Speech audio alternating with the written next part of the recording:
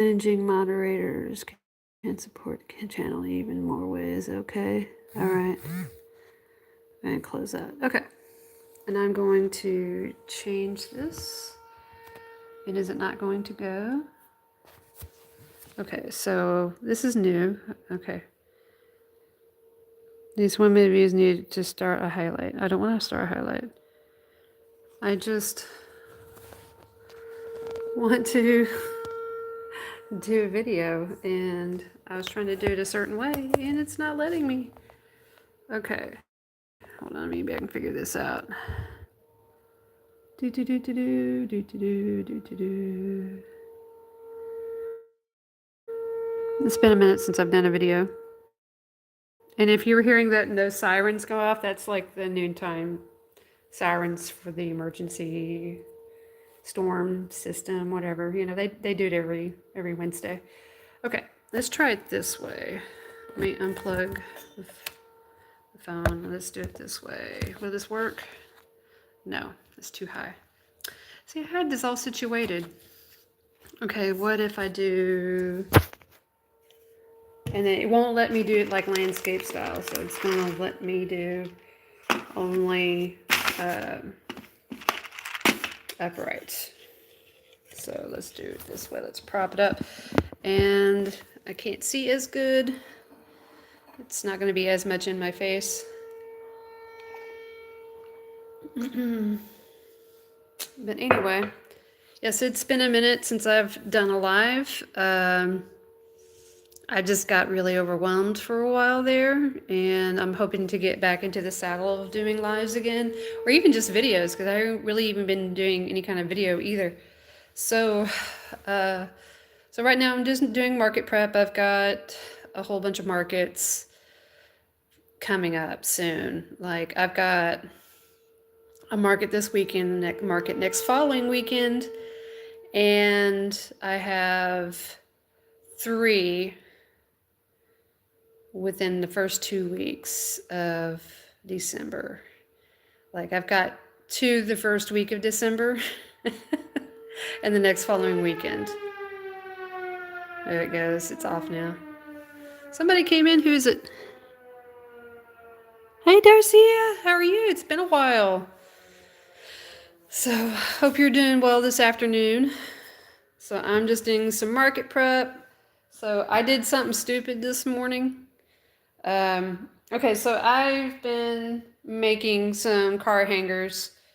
And I was looking to see if there was one that I really liked, so I decided to design my own. And so I made a bunch of these little acorns, okay? And there's like no sew acorn patterns out there, so I had to create one myself. It was really simple, you know, so I wrote it, you know, wrote it down and everything. So I have my own no-sew acorn pattern, which, like, hey, that's what I'm all about, is the no-sew. And so then I was going to make some oak leaves to go with that. So this is my second batch of oak leaves out of acrylic, because I was thinking to myself, okay, I'm going to block these bad boys because they're kind of curling and stuff. So I was sitting there thinking, well, if I block them with an iron but steam it, and then I had a pillowcase sitting on top, thinking that that's going to protect it enough. No, my yarn melted. Like, it's no bueno. Like, seriously. Like, this is maybe the only one that looks halfway decent, but everything else just kind of got really melty. The red ones are the worst. And I was like, it's some cheapo plastic yarn, man. So there's another yellow one. It just got flattened, okay? There's no stitch definition, nothing. You know, it just looks terrible. So, and I even put them in the washing machine. I just threw them in with my laundry, thinking that, okay, well, maybe they'll pump right back up. Oh, no. That iron just really flattened the snot out of them. So, yeah, like this one is halfway, you know, halfway melted, and the other half is not.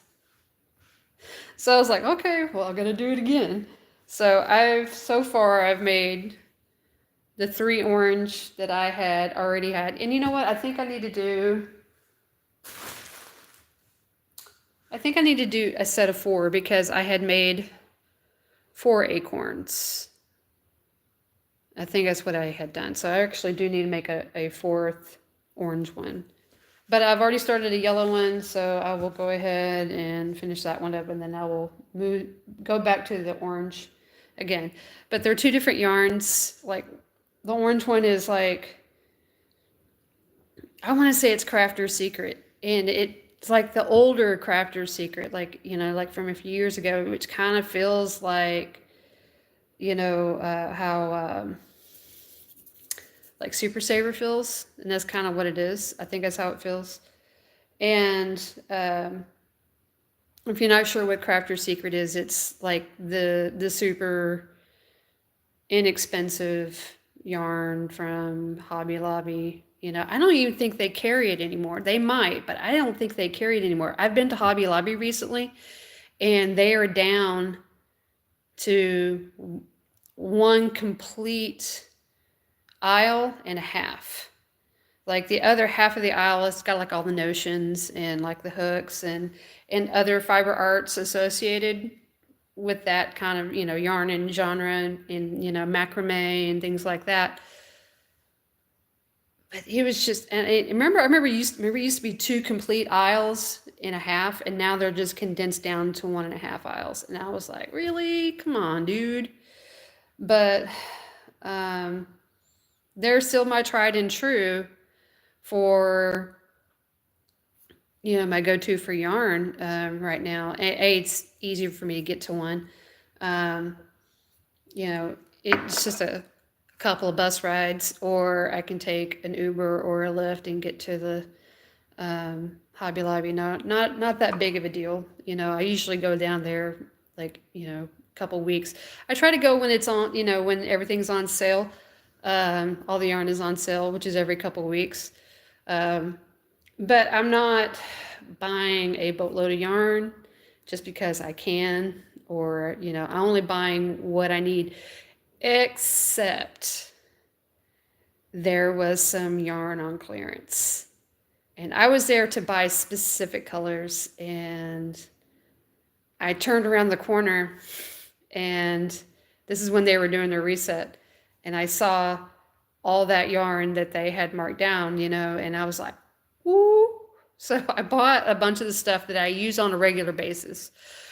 And a lot of the yarn that I use right now on a regular basis is the I Love This Cotton, and the Soft and Sleek. No, wait. Is it Soft and Sleek? I want to say it's Soft and Sleek. I always get these two names for these different yarns mixed up. And because there's the one over there at Michael's, which is called Soft and Shiny, which is kind of like Karen Simply Soft. But I always keep thinking that that is like Soft and Sleek, and it's not. It's Soft and Shiny. So I kind of get those mixed up in my brain a little bit. But I do like the Soft and Sleek. I just like how it feels. The way that it works up it's a beautiful yarn. I mean, for acrylic, it's not half bad. It's very affordable, and it's low pill. I can't speak enough about this. And it doesn't have like extensive amount of colors, but the colors are nice. They're good colors.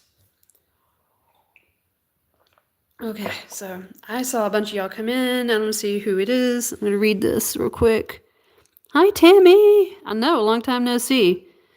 Oh, thank you. Thank you for the compliment. Okay. So yeah, I'm going to make some car hangers. And I saw one that looks just like this, but I kind of made up my own pattern for it in a way. So here's another car hanger that I made. So it's a pumpkin pie. Okay. And I had to figure this one out for no sew. So there was already a pattern for it for no sew, and I had already stitched out like the back and the top, and I was trying to figure out how to do the sides to make it no sew, and it just wasn't working out for me. And I finally found a video on here on YouTube to make these no sew, and so it's halfway my pattern, halfway not. And then I made my own version of a turkey leg. And I was talking to my nephew, and I was like, look, it's a turkey leg. He's like, looks like a chicken leg. I said, well, what's the difference? The bone needs to be bigger. And I was like, well, maybe it does, but I don't think so. I think it's fine. I mean, if it's going to be hanging from somebody's car rearview mirror, and I'm going to make 2 of these. So I'm timing myself making the turkey leg right now. And I wrote the pattern for that. And then I'm going to time myself making the little pumpkin pie piece that I haven't done that. So I worked on this pretty much all day yesterday, and I really don't feel like I got a lot done. I really felt like, but in a way I did, and another way I didn't. Like on paper, I got a lot done. In my head, no. I feel like I should be like doing like a dozen things a day right now, but I'm not. Now I'm kind of backtracking, making these silly little oak leaves, but that's okay. You live and you learn, and you make mistakes. And what I should have done, I should have just ironed one and see how it went. But no, I was being a little antsy and thinking, oh, I'm going to do all of them. No, did not work out.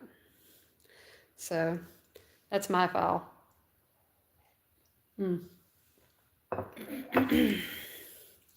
Let's see. Hi, Alfonso. I'm doing okay. Yeah, I haven't been on for a while. So like I said earlier, I got really overwhelmed with YouTube and then trying to do markets and life in general. So my roommate has got a chronic cough. He's got pulmonary fibrosis. And he's really not in a good way right now. And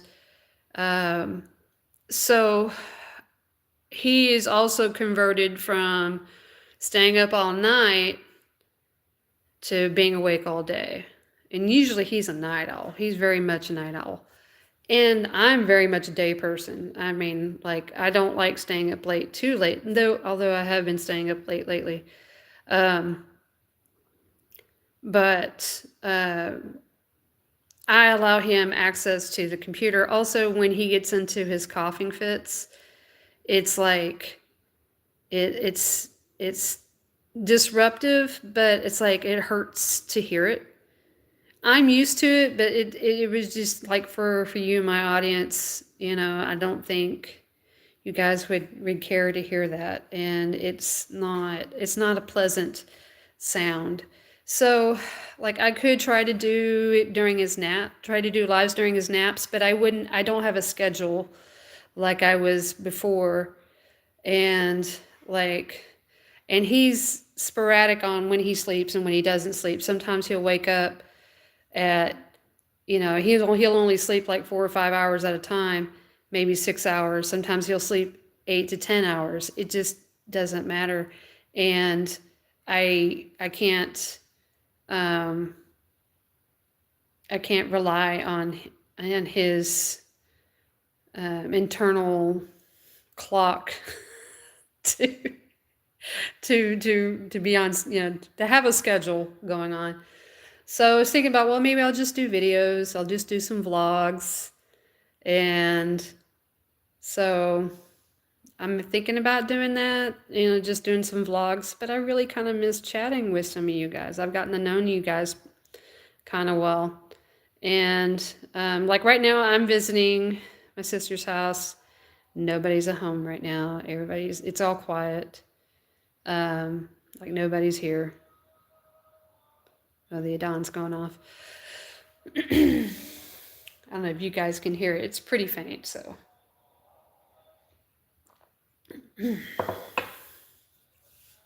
Let's see. Hi, Ellie. Okay. Hi, Gizmo. So anyway, I got to get to stitching. So, yeah.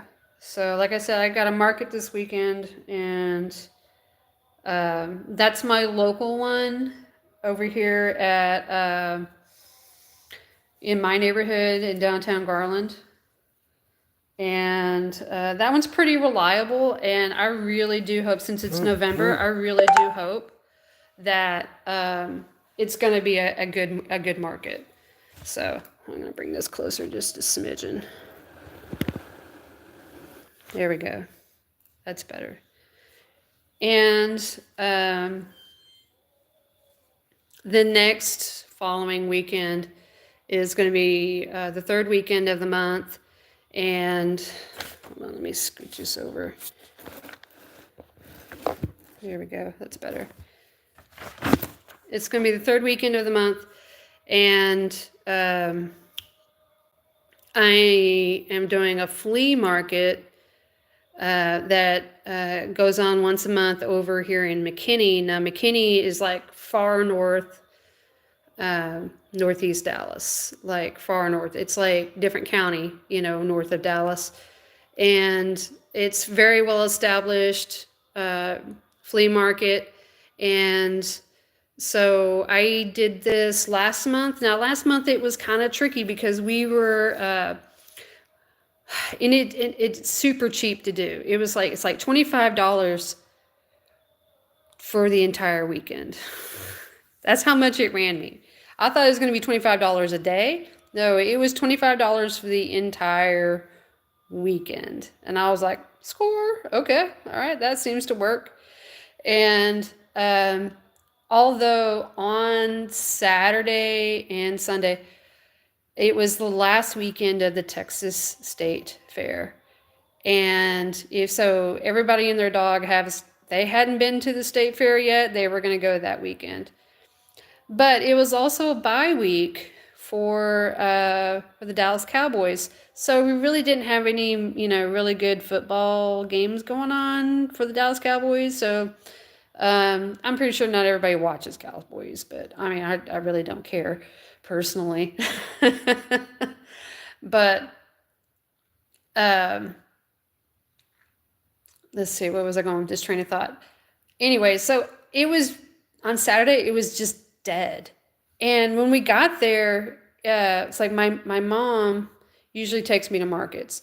So she decided with her roommate to set up a table to sell some of her extra stuff that she has. Like she's trying to get an eBay business going, reselling stuff.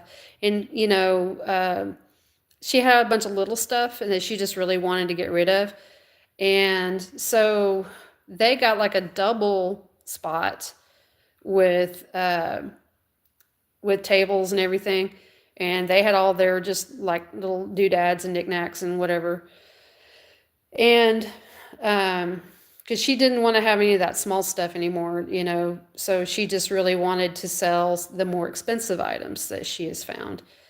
So she did sell a little bit, but she was kind of more in the center.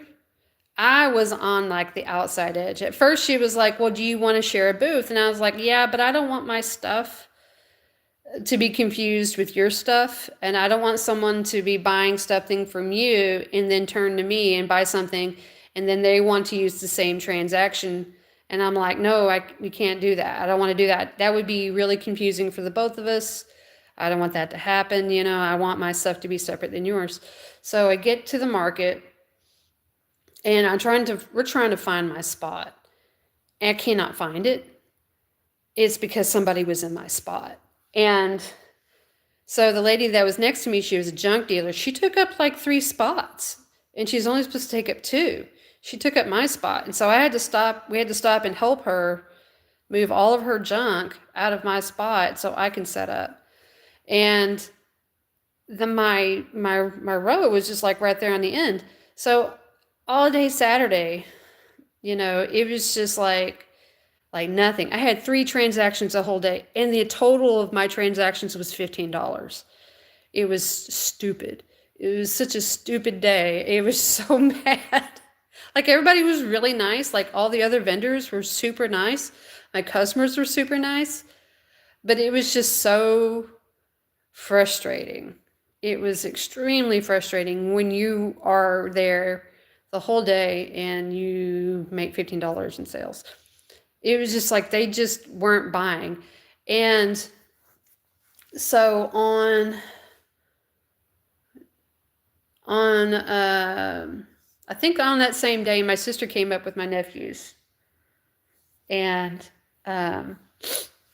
she's like, all the action is in the center. You got hosed. You're right here on the edge, and there's like hardly anybody here on the edge. And I was like really, really disappointed with that, that information. And when I was trying to set up this booth, the coordinator was like, I'm gonna put you away from the other crocheters. I was like, okay, that's nice, thank you. And boy, Heidi, she sure did. it was it was rough. But this place is huge. It's like really big. It's been around for a really, really long time. It's well established. It has a client, it's got a client base, with people who live in the area. They know about it and everything. And the vendor across the way from me and the vendor to the right of me, they are regular vendors there at that market.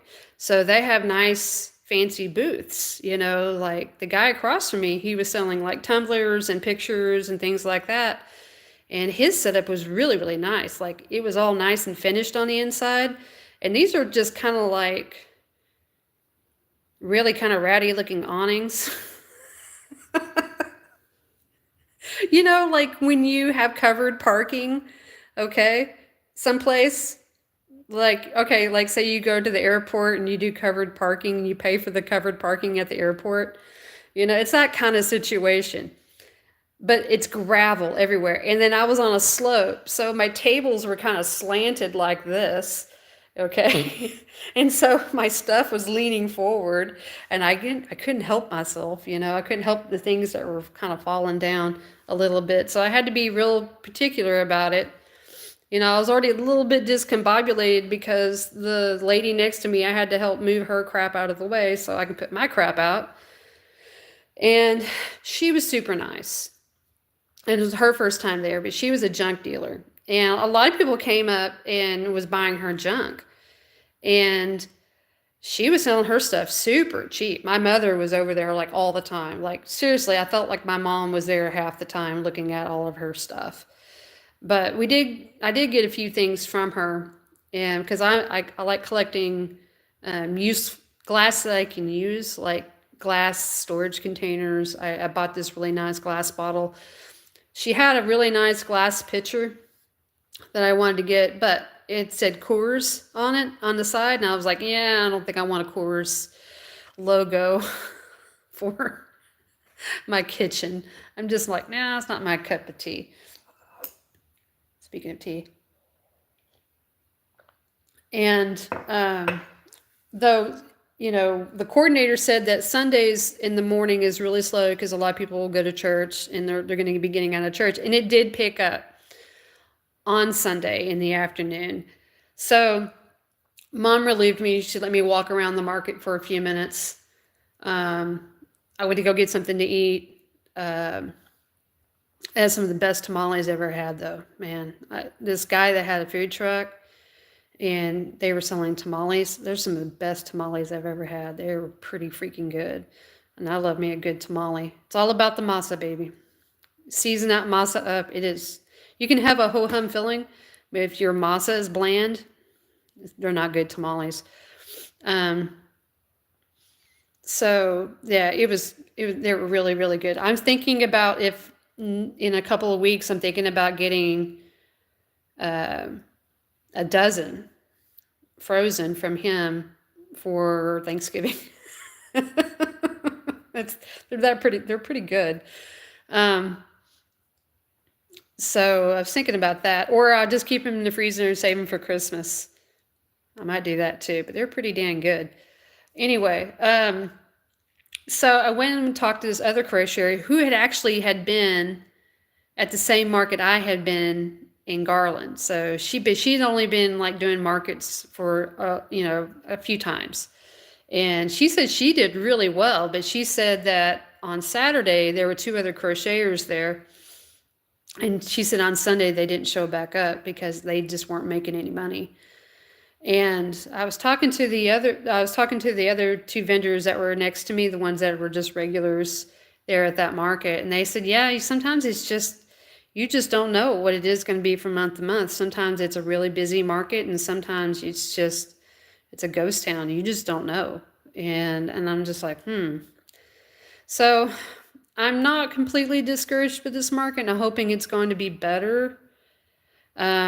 I'm not going to totally write it off as a market that I'm not going to do again, and I think I am. I think I am. I am going to do it. So I was talking to the coordinator again. I sent her an email on Halloween, and she didn't get back to me. And I finally got back. I texted her yesterday, and I was like, "Hey, I sent you an email. Did you see it?" She's like, "Oh, I'm sorry, I didn't respond." I was like, "Okay." And then she's like, "I'm going to put you back in the same spot." And I was like, "No, I don't want that spot. That was a crappy ass spot." Pardon my French.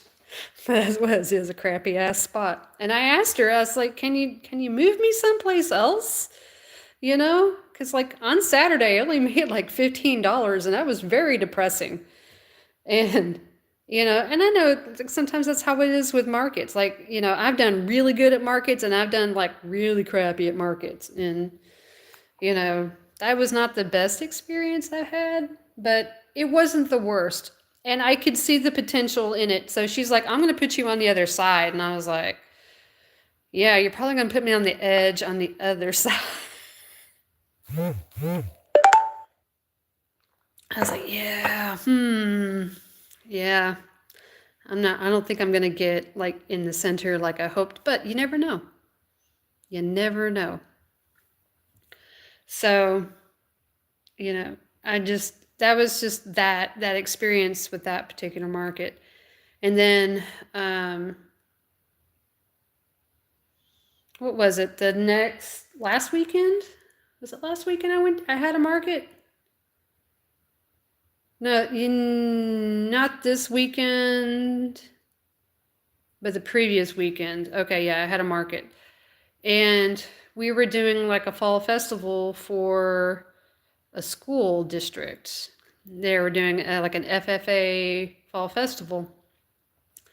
And so I had my friend come and help me with that one. And we got a flat tire on the way there. Like the tire totally shredded. And so it brought me there late. Like I got there like 15 minutes before the thing started. And I was rushing so hard. And I was going there like on time, like I was going to be there on time. I was going to get set up and everything. If I had been set up on time and had everything the way I wanted it, then I would probably have sold a little bit more. But, excuse me, my saving grace was like my friend who helped save us. I was like, "Dude, can you pick me up and help me go to the market?" And she's like, "Yeah," because she lived not too far away. And while she was helping me set stuff up, she's like, "Oh, I like this and I like that. I'm going to buy this. I'm going to buy that." So she bought a good amount of things from me. And so that was kind of my saving grace. So I did okay at that market. It wasn't the best market. I mean, I didn't quite make $100, but the fact is that it got me a lot of traction with the customers. Like the customers were happy to see what I had. And since I frequent the Urban Flea a lot, I think a lot of the customers kind of have already seen what I have, the ones that come to that market, because I see a lot of the same people. And I think they're just getting kind of bored with what I make. And I'm starting to get bored with what I make. So like in the beginning, like I had certain things I would always sell, and now it's like certain things just don't sell anymore. And I think what it also, I think is just like a lot of us are just making a lot of the same stuff. Like you go in, you know, I can walk into somebody's booth and go, I've seen that, I've seen that, I've seen that, I've made that, I've made that, I've made that. You know, it's a lot of us are selling the same stuff. And, so, you know, it kind of gets kind of monotonous sometimes. Let's see. Okay.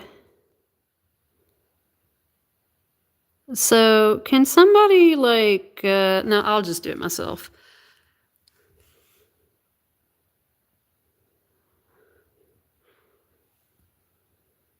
Okay, I'm just going to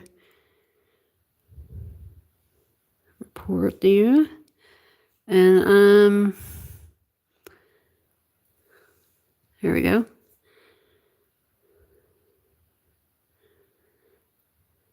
All right. Okay. All right. Sorry, Gizmo, but I reported you because you're just being inappropriate. You gotta ruin it for everybody. You gotta pee in the pool, don't you, man?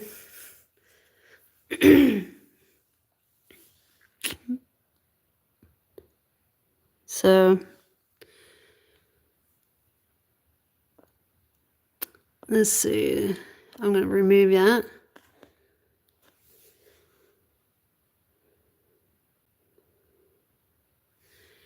I'm just gonna remove that.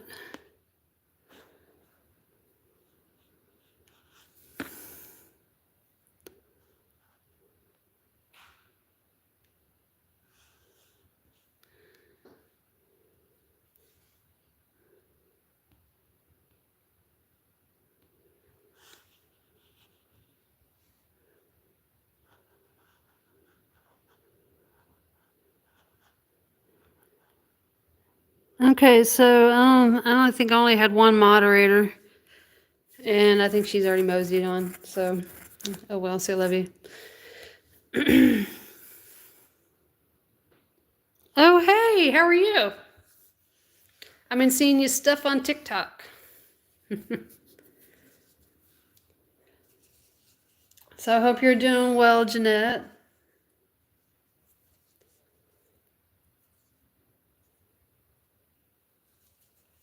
Okay. All right. Ooh, wait. Yeah, I'm on the right target. Okay. So, okay. So let me finish up making some more of these oak leaves. That's what I'm making. And they're super cute. I was even going to make some into earrings. You know, just try something different. And I brought those with me. I need to block them. I probably need to block them today. And then tomorrow I need to put and block them and then let them dry. And then I need to put the hooks on them. I probably need to make that a priority. I can probably do that tonight. I just need to remember to do it. But I made a whole bunch of different fall leaf earrings, and I made them in different colors. And I had made several different kinds. I even made some maple leaf ones that look really, really cute. Hi, Ellie. Hey, Ellie, I'm going to make you a moderator. How about that? Let me do that. Let me do Ellie. Let's see. I'm going to make you a moderator. Okay. All right, can y'all like get rid of Gizmo? He's being a pest. Hi, Judy. How are you?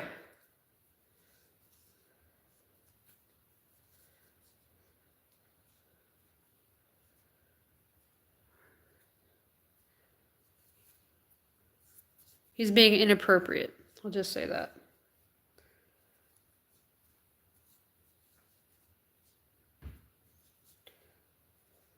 1, 2, 3, 4, 5, 6, 7, 8. 1, 2, 3, 4. Okay. Just trying to lose, I don't want to lose track of where my placement is. Okay. So, uh-oh. That was supposed to be a half double. Okay. So that's just what I've been going through recently. And so I'm hoping that, things will be better going forward.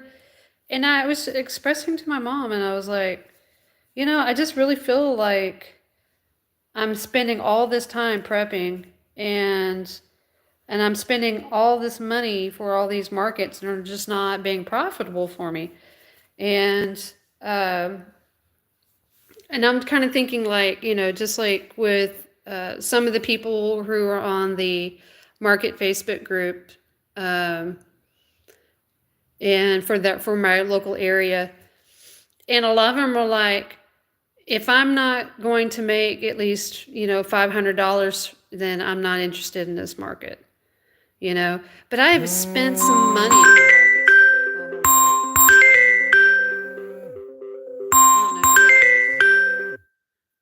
Quest Diagnostics. I don't know who that is. Anywho, so I have spent money on markets before, like a lot of money. Like back in at the end of June, I spent a lot of money on this one particular market, and thinking that it was going to be indoors, and it was going to be a good thing, and it did not pan out for me. I didn't make my money back at all whatsoever, and that was the beginning of being super depressed and doing markets. I was really getting really discouraged. And in summer, it's like summertime is just, it's garbage for markets, man. If you've got a good summertime market, good for you.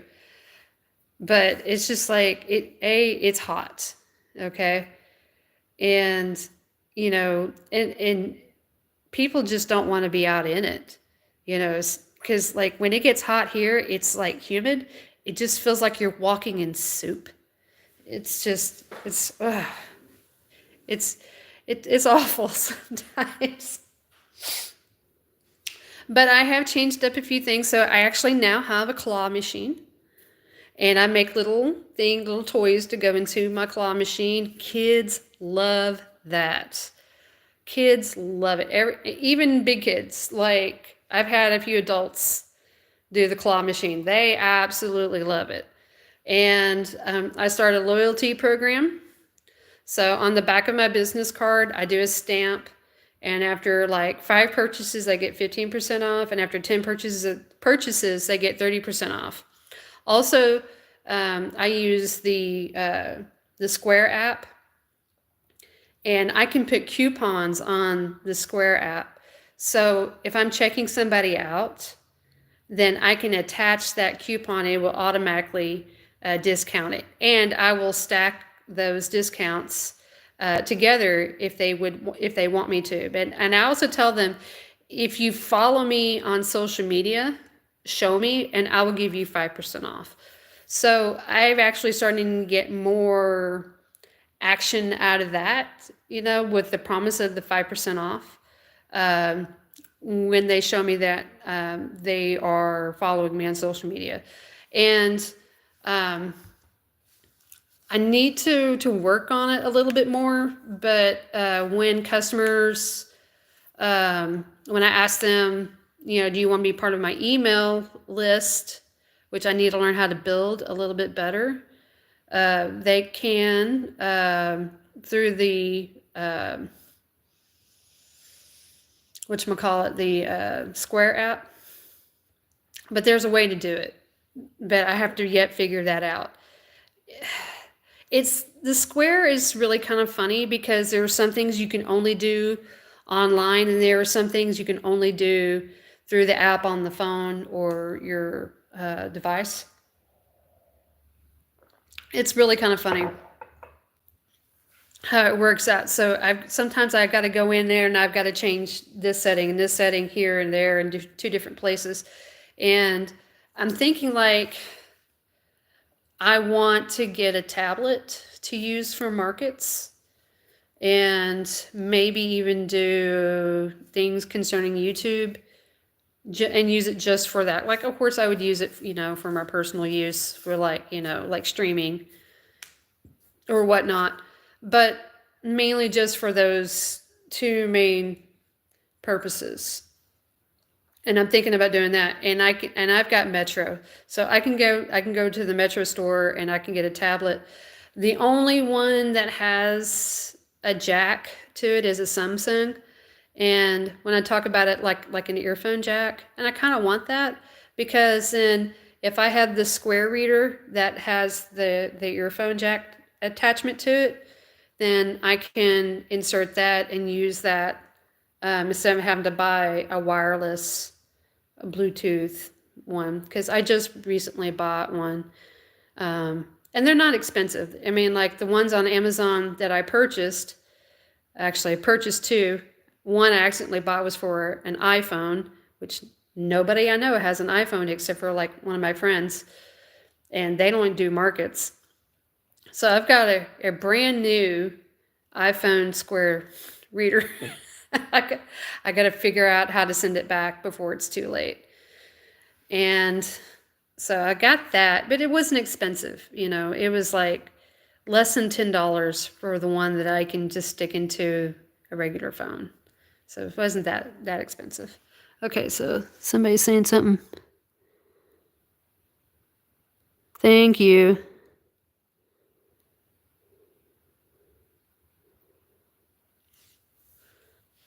Somebody needs to get rid of this dude. Anyway.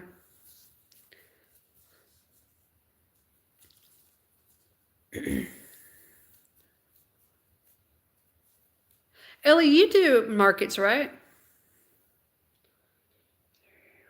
6.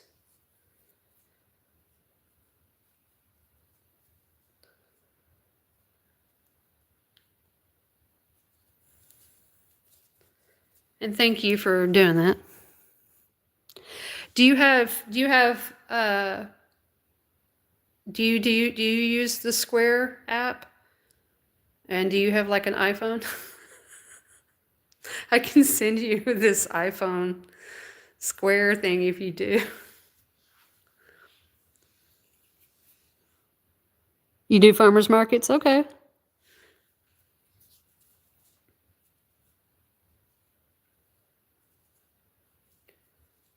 2, 4, 6, 8, 10, 12, 14, 16, 18, 20, 22, 24, 26.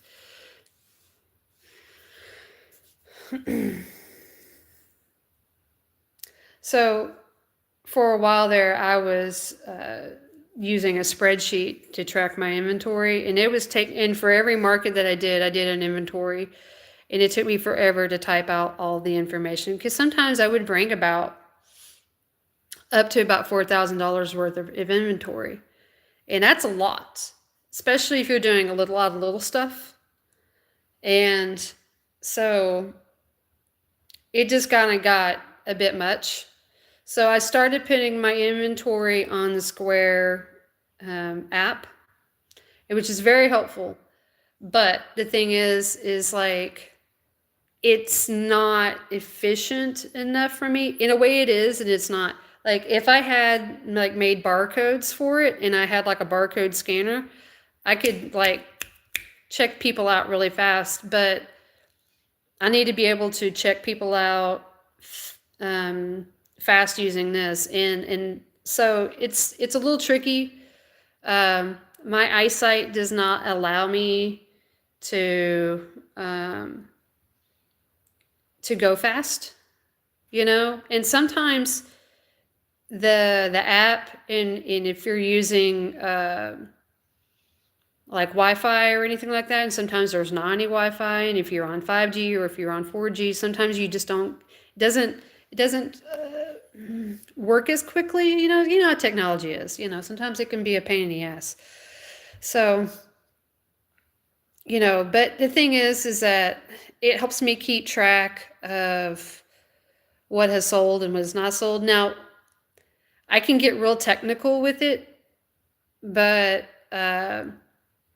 I was trying to keep track of what colors were selling, and I think that is getting to be a little bit daunting because it's like, okay, I'm selling this one little item and it's a different color, but it's just a slightly different color. I don't think that should matter anymore. First I was thinking, oh, I'm just going to keep track of all the colors that I sell. No, because sometimes some colors sell better than others. Um, I did notice that, like when I make bees, when I was doing pastel colored bees, they weren't selling. The darker yellow bees were selling, and the pastel ones were not. And so I no longer do pastel bees. Um, but that kind of example, um, just seeing what colors sell more than others. But I think it just depends on what's trending at the moment. Depends on the time of year, um, what people are looking for. My mom's been yakking in my ear, and she's like, "Well, you need to make this, and you need to make that." And I'm just like, "Okay, well, just let me decide what I need to make." But some things she is right about. Like, I think I need to make more stocking stuffers and smaller items. Um, rather than bigger items. But the thing is like my bigger items are starting to get depleted. And I do kind of want some that are bigger, and I want to appeal to both genders. So it's kind of hard, especially when um, like there's not as many male oriented things as there are female things. So I try to be gender neutral in a lot of stuff, like I don't look at a little boy's gonna walk up and buy a mermaid, but I definitely want mermaids because there's more females look at my stuff than males. But um, though I've had some male buyers buy stuff for other people and kids and things like that. I sold quite a few dinosaurs. Dinosaurs are probably one of my better sellers. I need to make more. I only have like 3 Triceratops right now, and I don't have any Tiny Rexes, and I don't have any of those Brontosauruses or anything like that. And I need to make some more of those, and I haven't. And I haven't dragged my butt into doing that because I've just been concentrating on making seasonal crap, and I'm just like, you know, um, there's like so many different things I need to make. It's like I got this list. It's like a mile long on all the stuff, on all the things. uh, yes, Cash App takes a couple of minutes. Yeah, you do really? I've got Cash App, but I don't really use it that much. I have a book log for my sold items, and I'm recording what's selling. Yeah. 3D printing, yeah, well, but see, 3D printing requires me to buy a machine. And I don't have, and then I have to use computers and things like that because my nephews have a 3D printer and they broke it. And it takes a long time to print 3D items. It takes a while to make those things. Crochet is so much faster for me. Like I can really pump out some crochet decently, and because I see a lot of people selling 3D the 3D printed items, and it is an art form.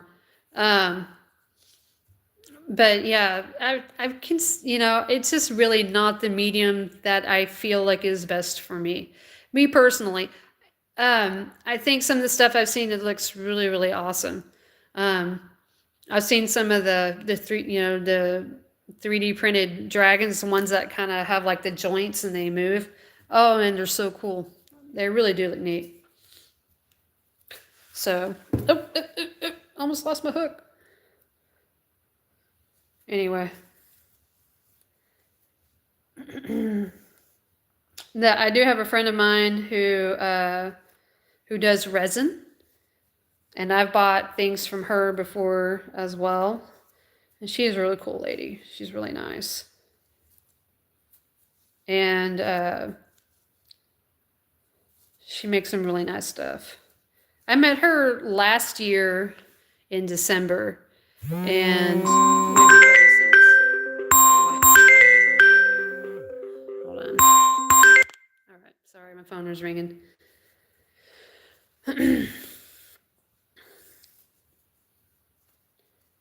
So, okay, so I need to do half double.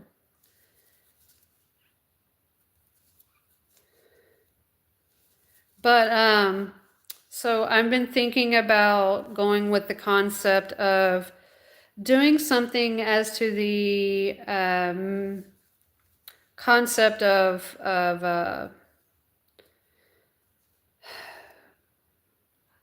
like a gift shop.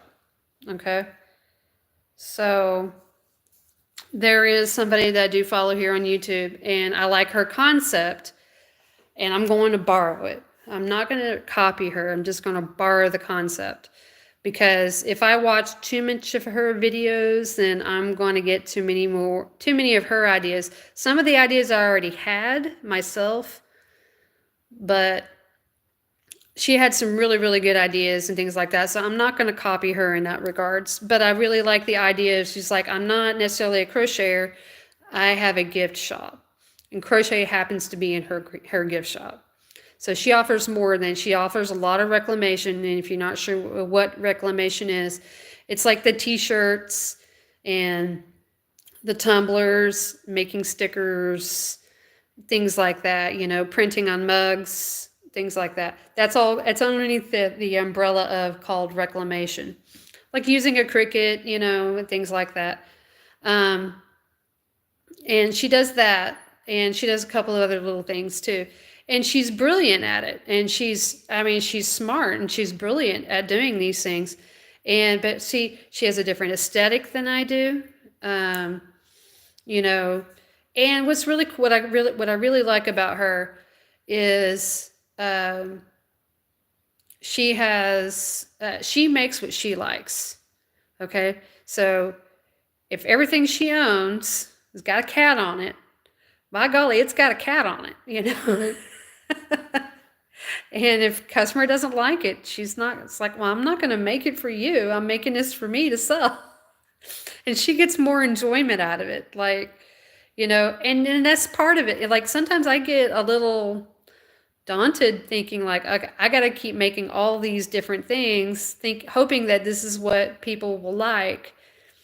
And I get tired of making them. And sometimes I'm just like, you know, and I've heard people talk before in the past and saying like, well, you need to make what you like, because if you really enjoy it, it will show in your work. But sometimes it's like, yeah, but sometimes what I like doesn't pay the bills. You know, I need to pay the bills. I got to keep the lights on. That's a little tough sometimes. But it's all about learning at this point, you know, trying to figure out who I am as a business owner and as a professional crochet artist. Oh, am I doing this backwards? I'm so doing this backwards. I am doing this backwards. I'm talking to you guys, and I am doing stuff backwards. Backwards. Okay, that's supposed to be...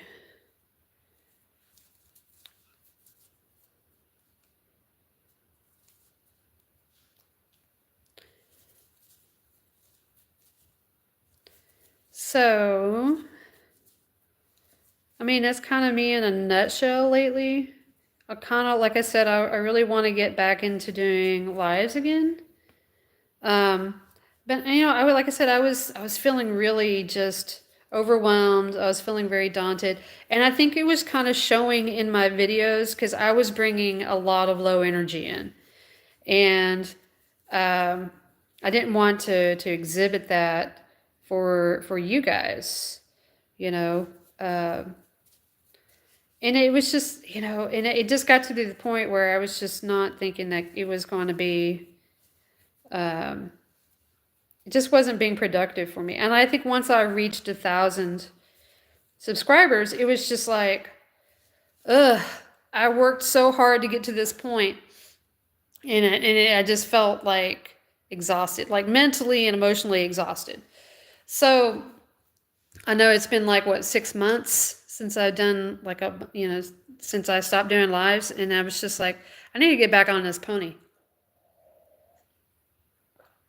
And but I was sitting there thinking, like, maybe I need to change it up. Maybe I need to think it in a different frame of mind.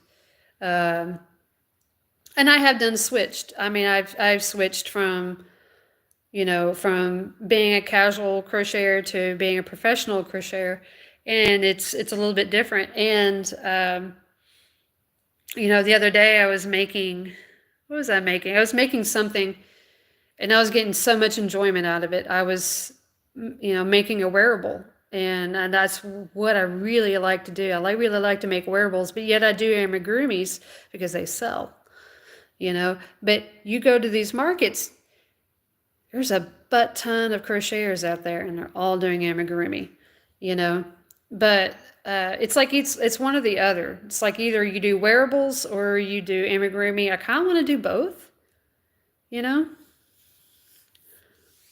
Hi, Jen.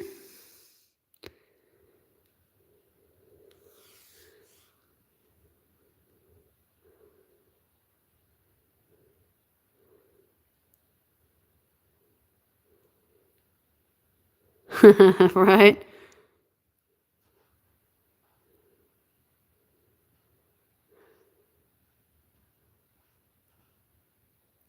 I'm so special. I get trolled. Okay. So,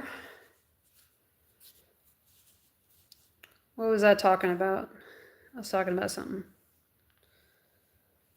I was talking about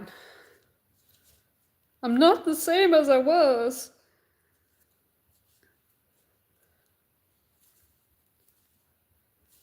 I've changed. No, in a way, yes, but I'm really essentially the same person. It's just that my focus has changed. Oh, wait, I need to do, yeah. So my focus has shifted. Oh yeah, I was saying that when you go to markets, like there's a butt ton of other crocheters, and they're all crocheting. We're all crocheting the same stuff, you know? And, we kind of want to change it up. You need to change it. You need to offer something different. But also be true to yourself about, what you like. And get enjoyment out of it. Because, the whole point of this is to, enjoy what we're doing.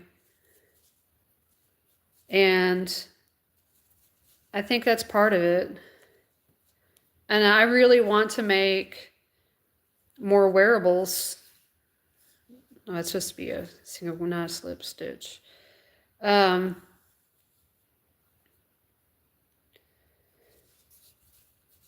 So definitely, for sure. And also, I kind of, like I said, I just got really discouraged during the summer. And when I was doing some of the markets that I was doing, it was just not being profitable. And okay, so at last month of the Urban Flea, usually we're on the square, which is brand spanking new. It hasn't even been there a year. I think it's been a year. Maybe it has been there a year, but it's brand spanking new space. Okay, and they decided they were going to put a car show there. And in order to have the car show, they blocked off some of the streets right around the square. But the thing is that when we do markets on the square, we're always right there on the sidewalk and also in the green space. Well, they had us of course there's buildings all the way around the square. they had us behind the buildings of the square because of this car show.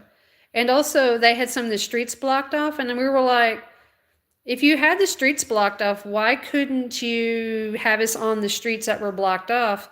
That way we could be visible, you know, for people driving up. And so we were just kind of really kind of miffed about that, because at one point, I did not know this when I signed up for it, that she was talking about putting us inside the church. There's a church right there in downtown Garland, and she was going to put us inside the church again. Last time we did that, it was in August. It was garbage. Like, I think I made like $60 that day. Like, I think, well, or maybe $60 or $80. And I was just like, my booth fee, okay? I was so upset over that. And she had like 4 of us crocheters in the same spot, like within feet of each other. Like, you know, like I can look out from my space and there was like 1, 2, 3 crocheters like in a row. And I was like, really? Nah, this is not cool. This chick, yeah, I don't want to tick her off, but I'm not happy with her sometimes. And I know she's trying to run a business, but so am I. You know, it's like, how do you talk to a coordinator without ticking them off? And just say, look, I know you're in business, so am I, but this sucks. Can you not do this?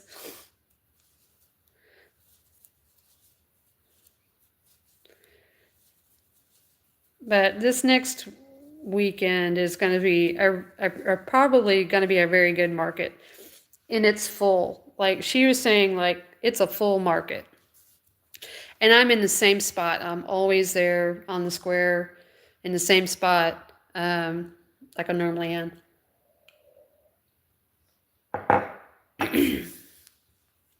So it's going to work out. It's going to be fun. And let's see. Okay, I need to do a single and a slip.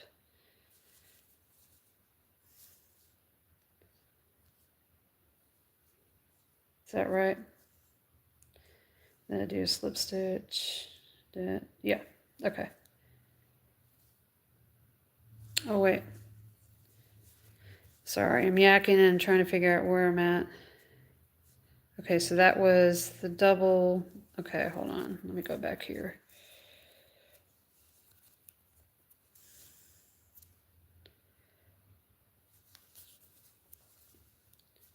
I'm at a double, then another double, then a half, single, and a slip. Okay, and then do slip stitch, chain 3. Okay, that's where I'm at. Okay,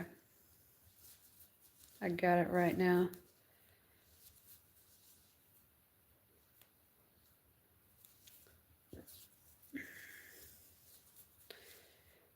Oh, Lordy. But I'm also getting to the point where I'm proud of myself. I'm starting to figure out patterns. You know, whenever you work with other people's patterns, you kind of learn how to do some basic construction, I guess, basically is, you know, what I'm trying to explain. It's like you kind of know, you figure out what works and what doesn't work within a pattern. You know, so by working other people's patterns, I was able to figure out how to make this little acorn. For those of you who haven't seen it, I made a no-sew acorn, and I was looking at different videos and nobody had a no-sew acorn, and I figured out how to make a no-sew acorn, and it was like stupid simple, and I figured it out because I had done so many no-sew patterns. I kind of got the idea of how things work out. So and that's the beauty of working other people's patterns. And I was talking to um, one of the ladies at the McKinney Market, the other crocheter that I went to go see, and everything she had was her pattern. She didn't do other people's patterns, so she had her own original stuff. Now she did make her own turtles and everything like that, but she made them male and female turtles. So the female turtles had little bows on them, and then the boy turtles, I didn't see them because she sold all of them. So she said she had like half a dozen of the boy turtles, and she sold all of them because they were male. Okay, so apparently all the little boys were excited because they got a boy turtle. So that was kind of a thing that I noticed too, and I was like, yeah, we need some more gender neutral things. That's good for both boys and girls. And I do need to make some more dinosaurs faux show. Okay.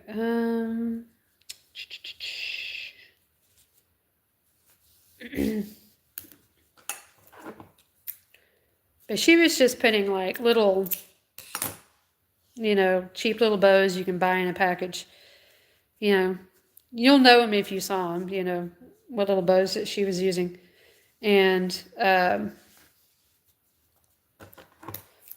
she was just gluing them on or tacking them on top of the turtle heads. But turtles are so great for that, And I saw a really cute one where somebody had taken the turtle shell and made it look like a pumpkin pie, and I was like, "Oh, you're so cute. I want to make you now, but I don't have the colors." And I was talking to my sister the other day, and I was like, "Yeah, I had to go get some more colors." She's like, "Do you ever have the right color?" I usually not. Sometimes, but usually not. Usually I go and I'm like, "Oh crap, I don't have the right color."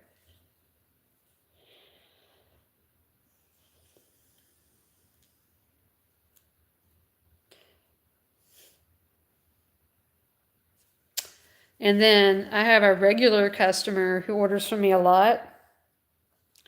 And she wanted me to make her a nativity. And I was about ready to do it too. And then she called me up. She's like, "I'm sorry, my mom bought me one." She knew how much I wanted one, and she didn't know I commissioned you to make it. So she went and bought me one. I was like, "Oh my gosh."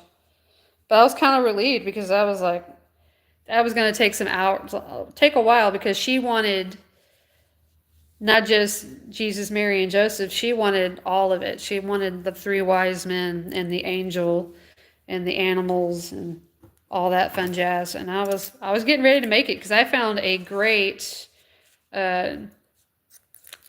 tutorial online here on YouTube, and she also has a blog where she has the written instructions on how to do this nativity. And it's not difficult, it's just time consuming. I would say each doll takes about 3 hours. And I was using, I love this cotton. And now for the one, she commissioned me to make one for a baby. Like, this baby was going to be baptized. Okay. So they're Catholic, so they definitely baptize the babies young in life. And so this was going to be a baptismal gift for the baby. And so I had to make it baby friendly. And when I make things baby friendly, I try to use cotton yarn if I can, unless they specifically want me to make it out of chenille or blanket yarn or anything like that. I prefer not to make anything out of chenille yarn for an infant if I can help it, because it flakes, and I figured cotton would be a little bit more durable. And I prefer to use a more natural fiber for an infant, personally speaking. But I don't mind doing things with blanket yarn because blanket yarn really doesn't shed. That style of yarn, which is pretty good about, not shedding as bad. I'm not saying it won't, but it's pretty durable. And, so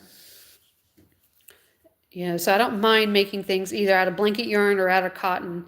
If it's going to be like a 4-ply, regular, yarn or anything like that, I definitely want to make it out of cotton as opposed to acrylic or polyester or anything like that. Nothing really synthetic-y, If it's a toy, if it is something that's like a blanket or a wearable, I might use acrylic. I might use a baby yarn for acrylic as a wearable.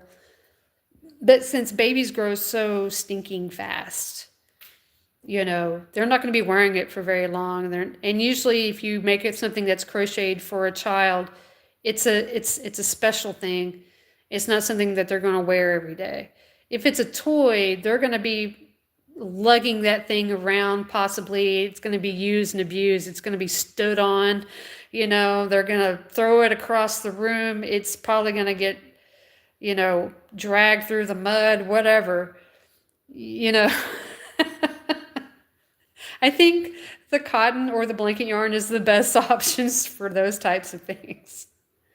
And that's for like babies, for little kids, like toddlers, and it's just my personal opinion. But that nativity that I had made for her, I timed myself making it, and it was almost $100 order because it was, I was making things with the, stitching with that 4-ply cotton, and it was just, it took me a while. I wasn't used to it like like I was with working with the thicker yarn. So, bouncing between doing thread and the 4-ply or the 3-ply and doing the thick chenille yarn, it takes different muscles in your hands to do that because you got to hold it, in things in different ways. In some ways it is, in some ways it takes a little effort, Let's see.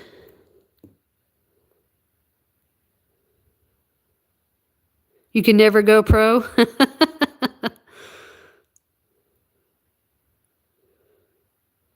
Yeah. Oh, so I so want to make clothes that I'm going to wear for my event. So, okay. There's this girl that I've seen her stuff before, but she's got a Christmas tree vest. It's just a granny square vest, but it's got a Christmas tree on it. And I want to make that. But she's inspired me to do other types of squares. She's got one that's a Christmas tree and one that's a heart. But I really wanted to make one that's got like a pumpkin on it. And I saw this really cute, extra long button-down shirt on Amazon. And I was really wanting to get that way I can wear leggings with it. And then put like this, like this cute little cropped crochet granny square vest on top of that, and I think that would look so cute. I would be so cute in that. Oh, what am I doing?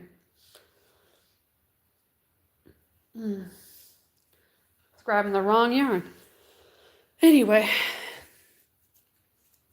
And I was looking at different types of like granny squares for pumpkins and things like that. Because I'm not one for granny squares. Not really. But I really did like that one with the Christmas tree on it. I thought that was really adorable. And I don't remember who she is. I saved the video. But if you did like Christmas tree vest, I think that's what it is. But I've been eyeballing this vest for the last couple of years. I just yet to make one. Hi, Judy.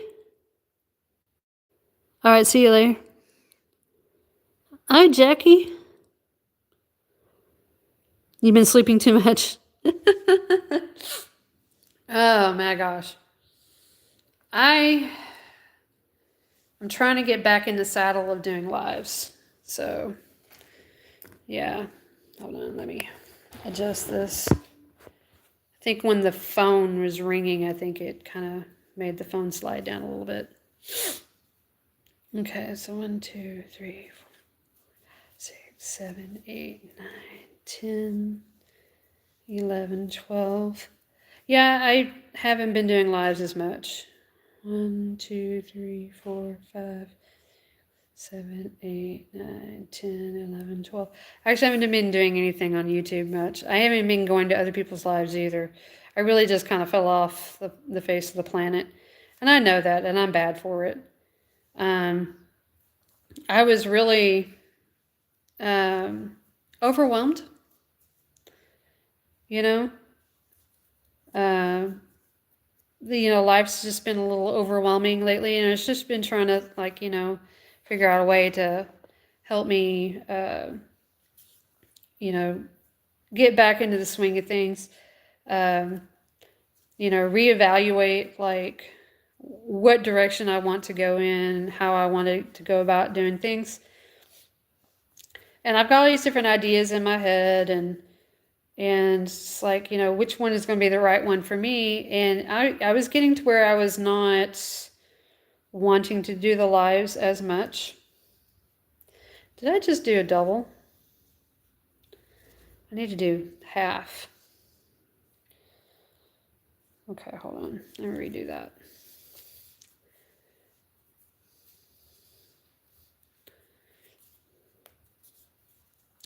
So I've been doing a lot of markets. So 2, 3, 4, 5, 7, 8, 9, 10, 11, 12. So I've got a market this weekend, and I'm hoping it's going to work out good. I have a claw machine now, and I've been making little stuffies to go into my claw machine, and that's been a big hit. And it's just a toy claw machine. We got it off of Amazon for like less than $30, and we got it during like Amazon days, like 2 Amazon days ago. I don't know if that's a thing, but it is now.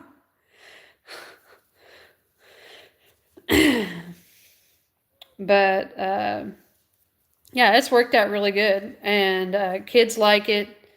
It kicked it off in August, and it's, kids really seem to like it. Okay, so like last month I was at the Urban Flea, which is the one I'm going to be at this weekend. We had this one kid, and he was like being a stinkwad. And he was trying to stick his hand up inside the claw machine so he can get extra stuff. And I was like, look, dude, no. That's not how this works. And I told him, I said, look, if you're going to play the claw machine, it's $5 to play, but you can play until you win. But the thing, I'm like, some people were all like, what? But you play until you win. And then you get a handmade crocheted little critter, okay? Or whatever, whatever I decide to put in that claw machine. And little Stinky was trying to stick his hand up inside of it. And I was like, no, dude, stop. This thing belongs to me. Stop doing that. It's like, I know that's what you want to do, but no, that's not kosher. Okay, quit. And I should not have put my hand on him, but I was trying to not get him to continue doing that. And I should not put my hand on him. I didn't like hit him or anything. I just like rested my hand on him like, no, don't do that. He's not like my kids, where I can be like, I can manhandle my kids. Believe me, we play fight all the time. So we're always throwing little punches and kicks and things like that. Like, Yeah.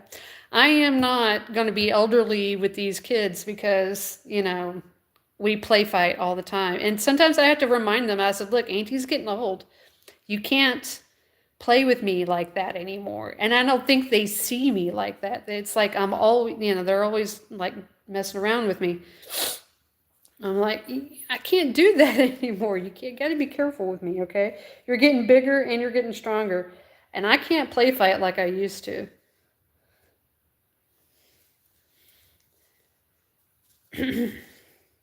You know how boys are.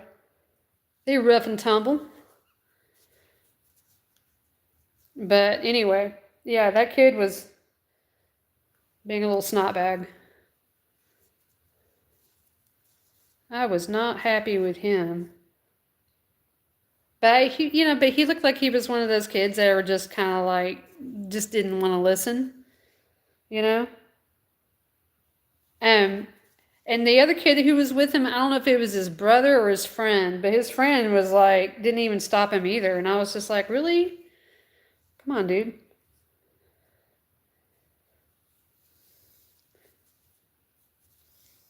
So, oh, you know what I was going to do? I was going to make another orange one, but I forgot to make the other orange one. I was talking.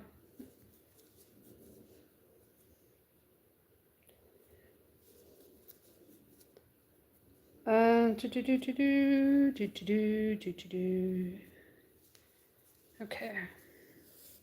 Let's see what y'all saying. It's more important than getting stressed out and taking a break. Yeah, I agree. Gotta go where the money is sometimes, yeah. Oh, it was like $28 at the time.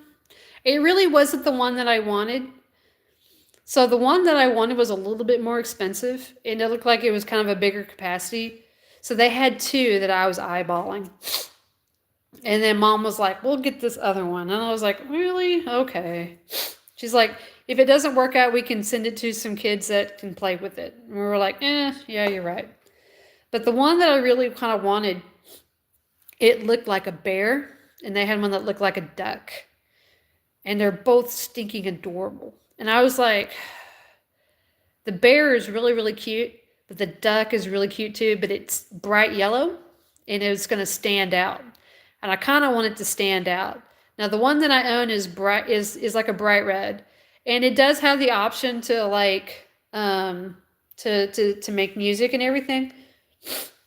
But I turned that off because I think after doing that, after about 12 times, I'm like, yeah, I don't want to hear that music anymore. So, but the lights do go off, and kids just love to play with it. And I've had tiny little kids, and I've had big kids do it, and they just love the snot out of that thing. And I've also done mystery bags before, and those do really well for me. But I don't have enough stuff to put in them, you know. So yeah. Anyways, hey guys, I gotta go potty. I'll be right back. What time is it? I don't know what time it is. I'll be right back. I gotta go pee pee. It's like 1:30. Okay. I've only been on for an hour and a half. I'll be right back.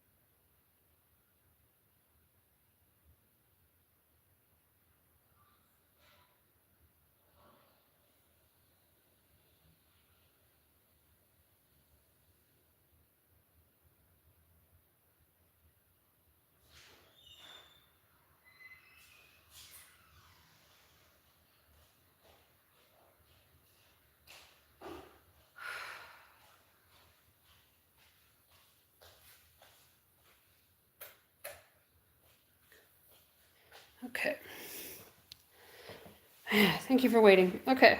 Sorry, I had to go. When the bladder says, you gotta go now, you listen. After a certain age, you're just like, yeah, you listen to your body. You can't just put things off and, like you used to could. Okay. And I got the kettle going again, so I'm just gonna refresh my Earl Grey.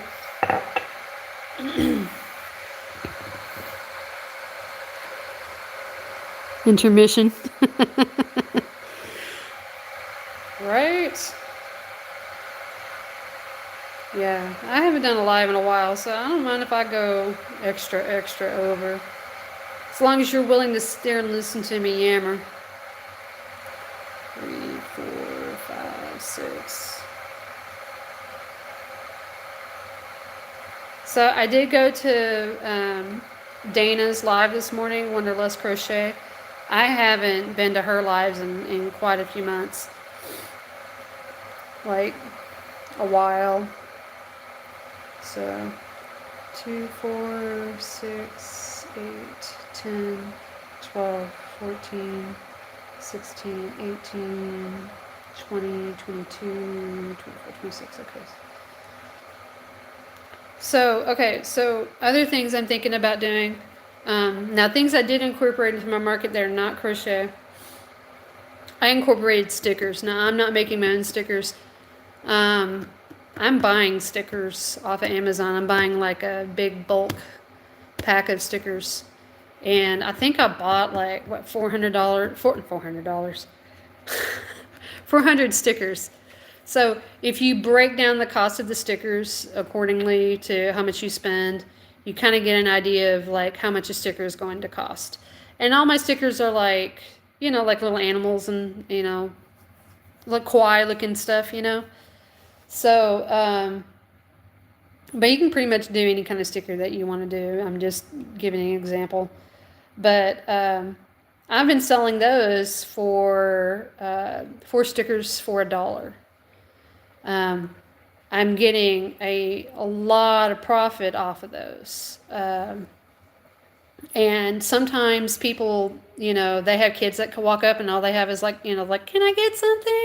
It's like, well, yeah, I got these stickers for $1. And they're like, yeah, we'll get that, So I sell a lot I'm getting to where I sell a lot of stickers, but sometimes that's all that I sell.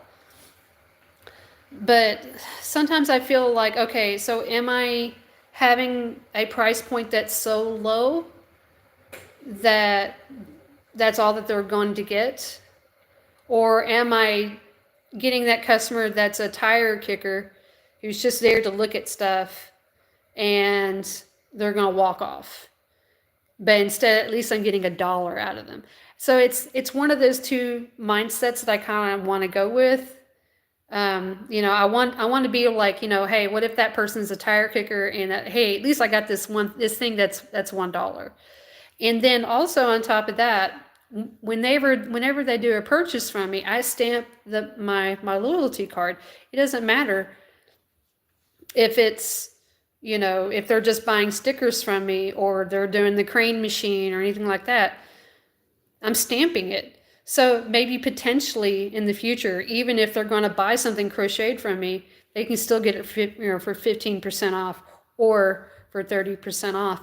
So I'm just really kind of, sometimes that's just kind of how it is. You have to be a little creative in trying to generate a sale as well. So yeah, it's a little funny. Sometimes you gotta have to manipulate things a little bit differently. You can't always be discouraged if things are just not going your way, and sometimes they don't. But every person who comes in and talks to me in my booth, I always think if I'm nice to them and I greet them and I talk to them, that is a potential customer. That's somebody who's going to come in and maybe they will remember me, maybe they'll come back in the future, so on and so forth. I do have some repeat customers down over there at the market. I don't remember them all. Sometimes like, oh yeah, I bought something from you last time. And I'm like, Oh, great. Oh, you did? Sorry, I don't remember. So, well, thank you.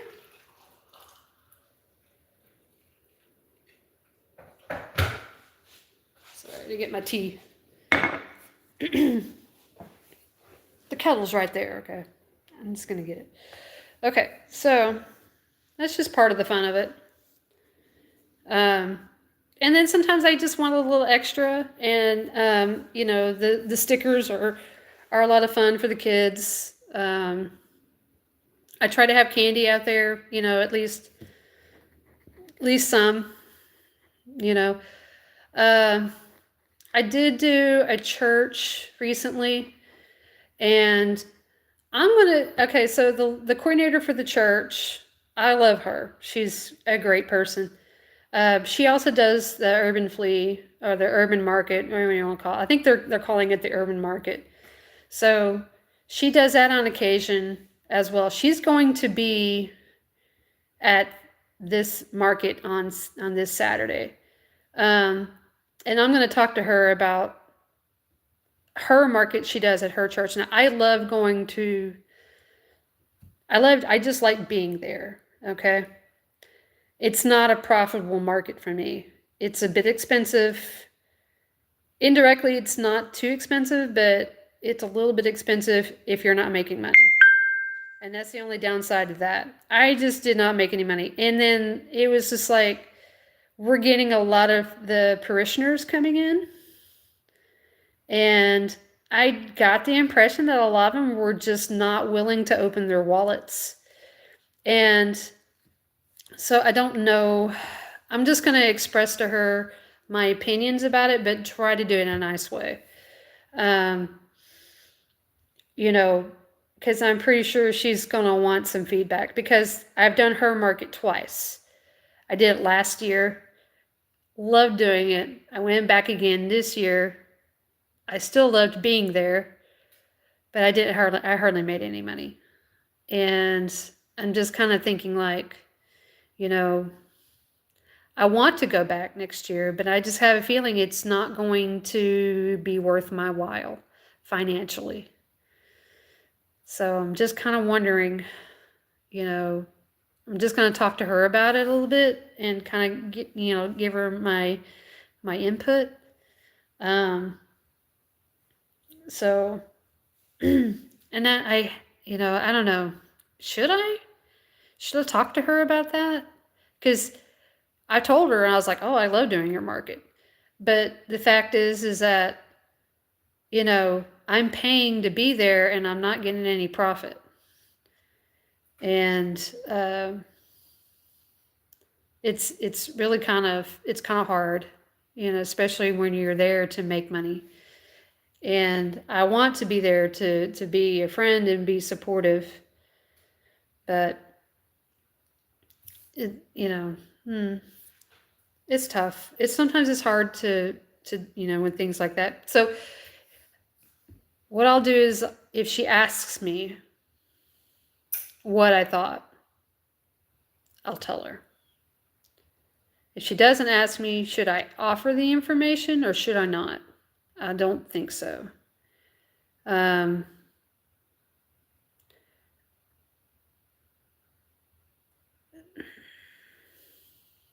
don't know. That's a hard one, because I just didn't do so hot. I think it was like the second market that I've ever done. That one. Yeah, I think it was. It was either the second or the third market I'd ever done. Yeah, I want to say that's what it was last year. That's why I enjoyed it so much. And it was just a lot of fun for me. I just really enjoyed being there. I enjoyed being there this year, but it was the parishioners that just weren't. And it was indoors, and I tried to promote as much as I could on my end. And it just, people weren't coming out for it. And I think the only people who were really noticing it were the parishioners, and, when they went to church and everything, and they were like, oh, by the way, stop in at the craft market, So I don't think they were prepared to do that. So I'm kind of maybe we'll ask her to see if she wants to do it in November next year. I wonder if, because it'll be closer to Christmas and people are more shopping for Christmas gifts in November than they are in early October. It's kind of the impression I'm getting. Let's see. So.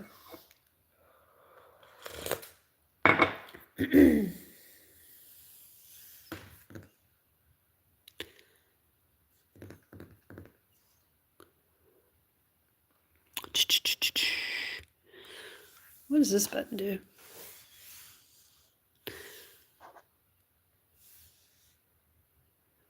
Retouch on. I don't know what that means.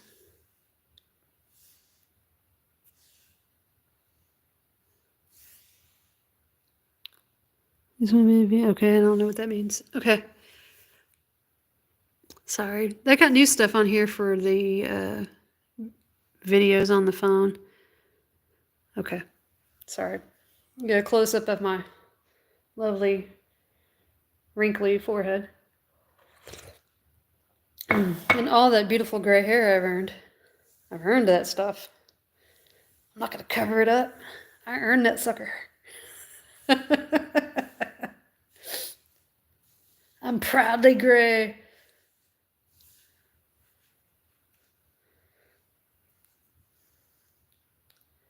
So, anyway, it's supposed to be a single crochet.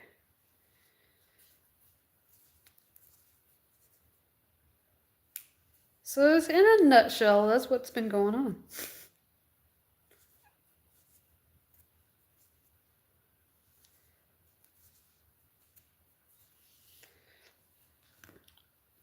And I have been going through a little bit of a crochet thing. I've lost my crochet for a little while making stuff for markets. And I think part of it was also just being discouraged by it.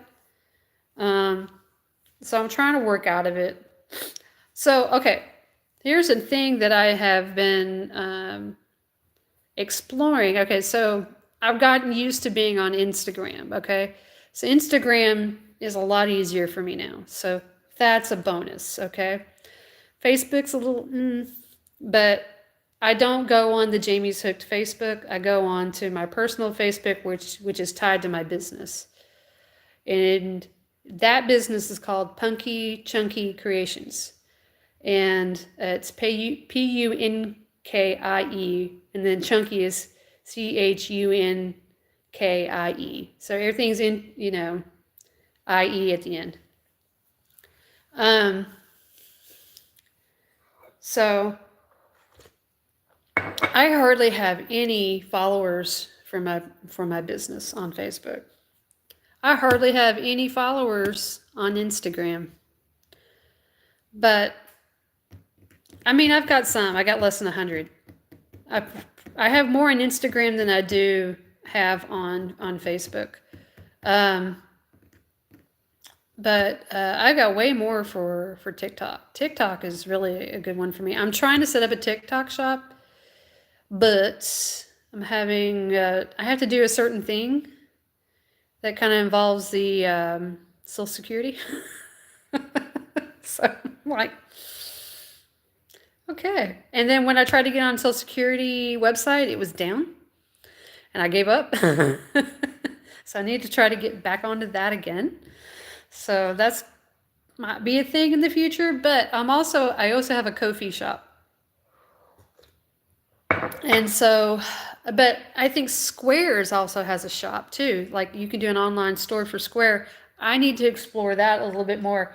Now, what I do like about Ko-fi, because Ko-fi is almost like Patreon, you can have a subscription on there, and it's basically free to use to post on there. for shopping and everything like that. And that's what I like about Ko-fi. I don't know how they make their money, to be honest. I mean, it's basically a free website. It's a free shop. I mean, that's basically it. Um, and it's easy to navigate. It's not hard to do. It just doesn't get a lot of traction. I don't think it does. Um, so, hmm. So you can do subscriptions on there. You can do a shop on there. You can do a blogging on there. It's pretty good website. It's got a lot of cool things to it. How can you get gray hair if you only appear to be in your 30s? Oh, thank you, God, for saying that. But no, I'm not in my 30s. I have to go enjoy your day. Okay, Jan, thanks for popping in. Or Jen, I'm sorry. I keep saying Jan. My bad. Jen. Alfonso, you're blind. That's okay. I'm blind too. And when I look in the mirror, until I get up close, I still look 30. And I get really close to that mirror and I'm like, oh hell. I look rough. I'm starting to look old. Oh golly.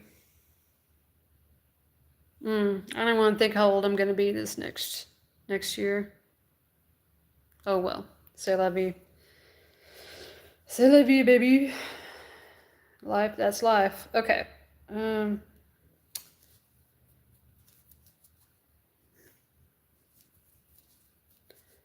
Yeah, that's I told my sister before, you know, and it's true.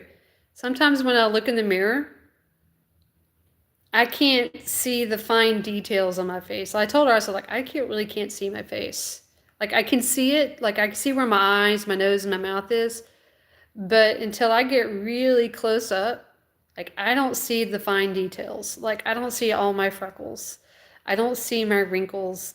I don't see, you know, that until I get, like, right up on that, you know? So, who is that? Oh, it's my kid. My kid's sick right now. I'm not quite sure how to help you with that. I'm not talking to you, Alexa. I'm not talking to you. Sorry, I thought I heard my name. No. She's an eavesdropper.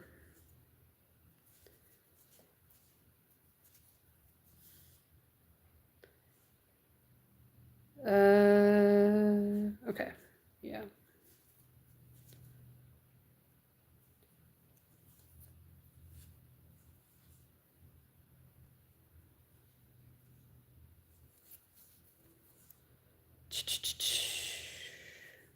Okay, hold on.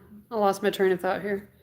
I was doing this and then trying to walk and talk and chew gum at the same time here. Okay. Okay, that's a single. That's a half.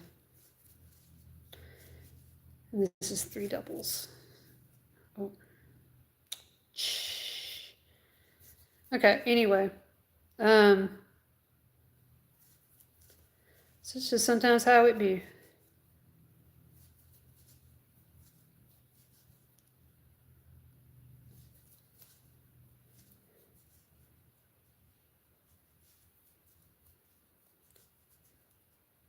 And especially, you know, I'm getting to the point where my eyes have aged. And I used to be able to look at things up close, but now I can't look at them up close anymore like I used to could. So I have to do this number where I have to move my glasses to the end of my nose to get things that are up close in focus. And if I want to see it far away, like if I wanted to see myself in the view screen, I have to push my glasses back up. So I'm constantly doing this jazz right here. And then some, you know, and I was asking the eye doctor, I was like, should I get bifocals? And they're like, you could, but it's not going to make it that big of a difference. And I was like, that sucks, you know? I don't know.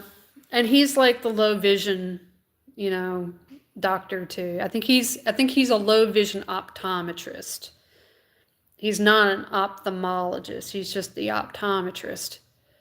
And my issue is I need the ophthalmologist because mine deals with the optic nerve. Um, and I do have stigmatism and things like that. Um,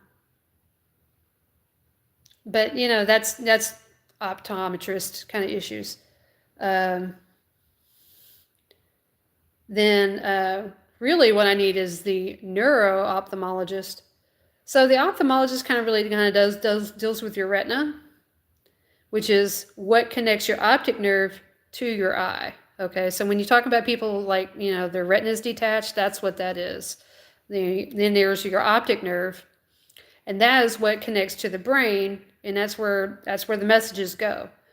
Um, my issue is not my general eye; it's the optic nerve, and it's an atrophy, which means that when it was being developed in the womb, it didn't get enough blood. So apparently, this is a dominant gene in my family.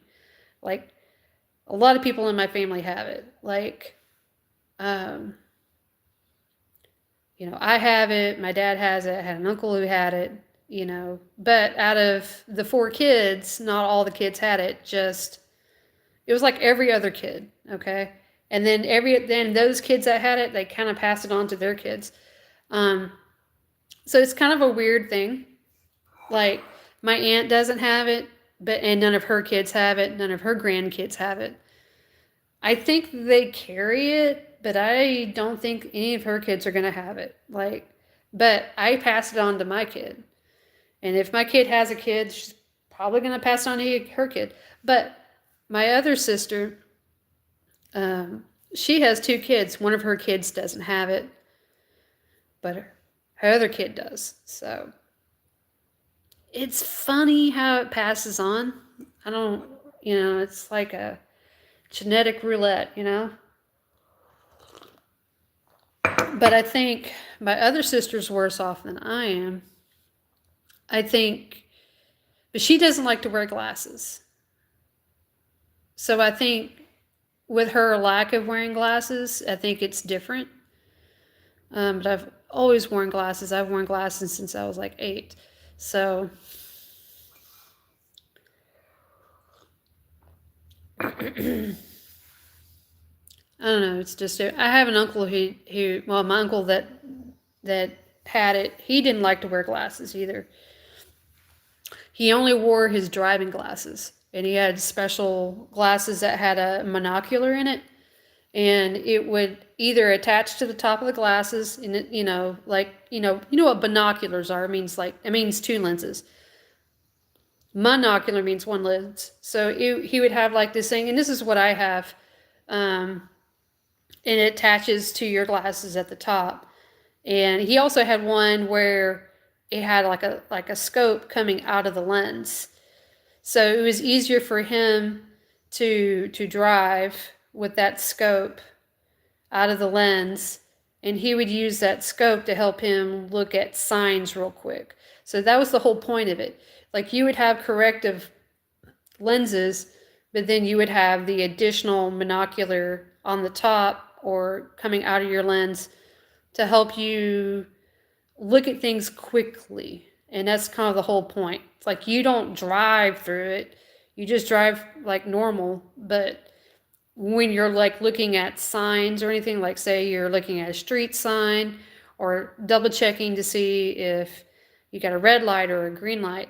Because sometimes those red lights and green lights are really kind of light in color. They're just really dirty lights. And sometimes you can't see if it's changed or not, or the way that the angle of the light is at the time, because if you're driving west into the sun, that can be kind of scary, especially if you can't tell what the light is going to be because the sun is in your eye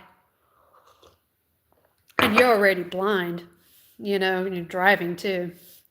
It's and not all states let you do this. Like I think certain states don't let you drive at all if you're a certain amount of blindness. Some states let you drive with assistance, and that's, you know, assistance. And then like I can only drive like 45 miles per hour at my max, and I can't drive at night, and I can't drive not, you know, so, you know, no time in the dark.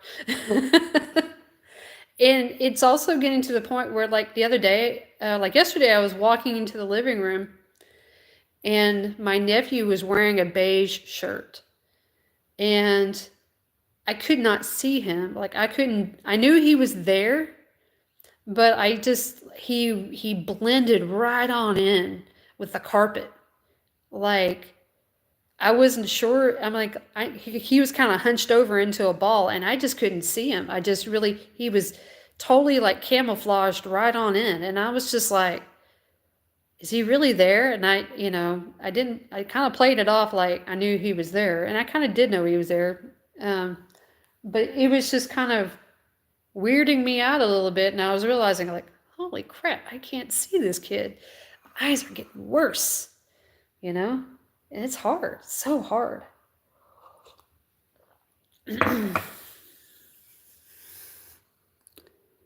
My glasses were bifocals, and these new ones are not. But sometimes I miss my bifocal glasses, really. I'm kind of the same way. I can't see very far. I have to use a monocular to see a distance. Yeah. Yeah. I only have one for the glasses. I don't have a singular monocular on my own. Like, I had one a long time ago, and my kid lost it. And I had one in the car because I used to like to use that one just to do some quick spying. Because sometimes I would not drive with my glasses. Well, because sometimes the prescription would be out. And so I would have to send out the glasses to go get the prescription put in. And there's only like one company that does that. And so sometimes it would be about like out for like 3 weeks to make sure that I got the glasses fitted with the right lenses. So, and that's kind of expensive, on top of that. So sometimes I'd have to wait, to get the right kind of lenses put in. Let's see. Especially if it's got the kind that has the monocular attached to the lens, which is what my new pair are. But, part of me also wants to start driving again, but I can't afford a car at this moment. It's just too darn expensive. And I essentially do know how to drive. It's, and I would drive very carefully. Like, whenever I drive places, I take the same route every time. So I know where every stoplight, every curb in the road, like whatever, I know my route. And I anticipate things. And, markets, I would like to go do my markets myself. So, hold on, what does that say? Okay. Okay, so I think I'm gonna skedaddle. I've been on here for like almost 2 hours. I don't think that's enough. That's enough of me.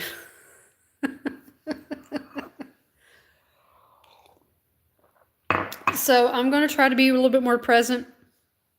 I'm not going to guarantee that. I want to be more present. How about that? I want to be more present. It's not like I'm going to try to be, because then I'm not, then I'll be like, ugh, I said things, am I going to follow through? Sometimes I do, sometimes I don't.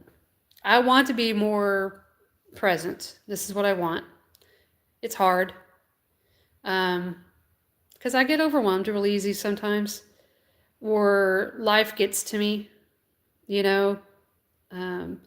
especially if I'm trying to take care of my family and they need me a lot, or I got a lot going on sometimes, and we're going into the holiday season. guys. I'm gonna let you go. Mom is calling. I will see you. Talk to y'all later. Okay. All right. Bye, guys.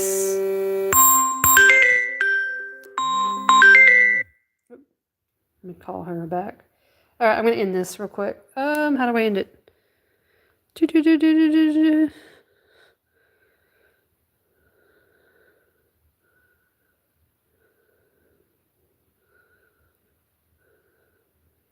Okay, chicks on the side of the road. Okay, here it is. All right, bye, guys.